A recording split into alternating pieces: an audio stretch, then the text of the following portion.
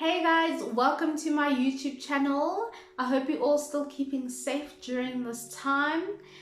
In this video, I will be discussing a syndrome known as metabolic syndrome.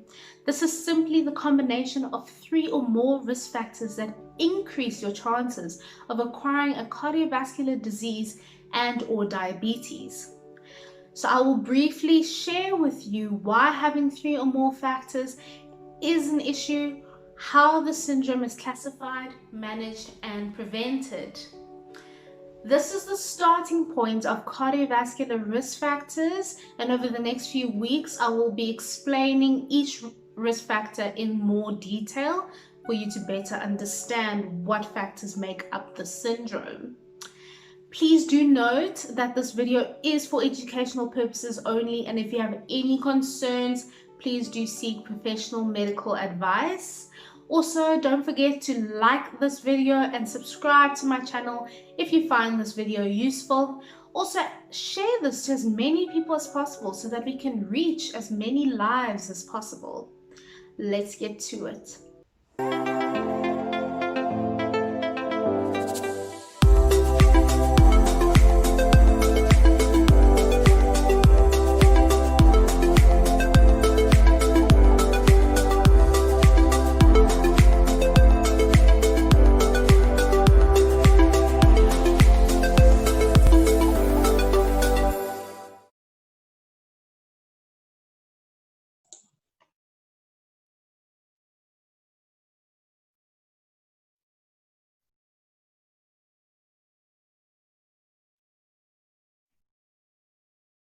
In this session, I will define metabolic syndrome, discuss its pathophysiology, criteria of the syndrome, management of the syndrome, and prevention strategies.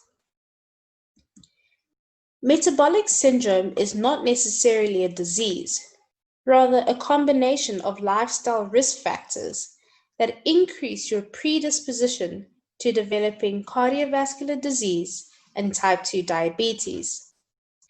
It is defined as 3 or more cardiovascular risk factors or any medication to treat the condition. These risk factors include increased abdominal or central obesity, hypertension, increased in fasting blood glucose levels, increased triglycerides in the blood, and/or high LDL levels, which is bad cholesterol. All these conditions influence the blood vessels that may lead to cell injury and inflammation, causing cardiovascular disease and/or diabetes. So having 3 or more of these factors does increase the influence on your blood vessels. The image shows the criteria cuts of the risk factors that lead to metabolic syndrome. The aim is to stay below the above factors to be considered healthy. If you're currently taking any medication to treat these risk factors, then your risk for metabolic syndrome is still increased. I'll explain the NCEP proposal of any 3 features. Having a waist circumference greater than or equal to 102 centimeters for men and 88 centimeters for women, and/or blood triglyceride levels greater than or equal to 1.7 millimoles per liter, blood HDL or good cholesterol levels of less than 1.03 millimoles per liter for men and 1.29 millimoles per liter for women, blood pressure greater than or equal to 130/85 millimeters of mercury, and/or fasting blood plasma glucose greater than or equal to 6.1 millimoles per liter will increase your chance of having the syndrome, which must be diagnosed by a medical professional. Managing the syndrome is generally done through lifestyle modifications, but can also be complemented with medicine. In terms of medicinal treatment, controlling the risk factors with the use of pharmacotherapy can be done if advised by your doctor. While with lifestyle modifications, adding physical activity and dietary changes may be advised. Physical activity includes performing low to moderate intensity aerobic activity of up to 150 to 300 minutes per week, and strength activity focusing on big muscle groups 2 to 3 days per week if advised.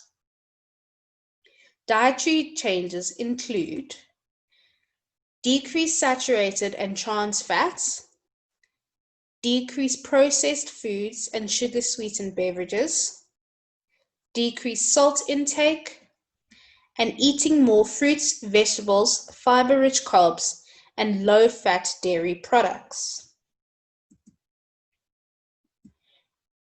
For most conditions, adding the above-mentioned lifestyle modification strategies of physical activity and dietary changes should help you try to prevent developing the risk factors that lead to metabolic syndrome. But also knowing your family history and early signs of the conditions, getting regular checkups, drinking less alcohol, and quitting smoking will complement your efforts in trying to prevent developing the risk factors that lead to metabolic syndrome. Remember to view yourself as a whole. Your biological self, psychological self, and social self affect one another. Thank you for tuning in, and don't forget to subscribe to my channel, like and share this video to as many people so that we can reach as many lives together. I hope you guys have a great week ahead. Bye.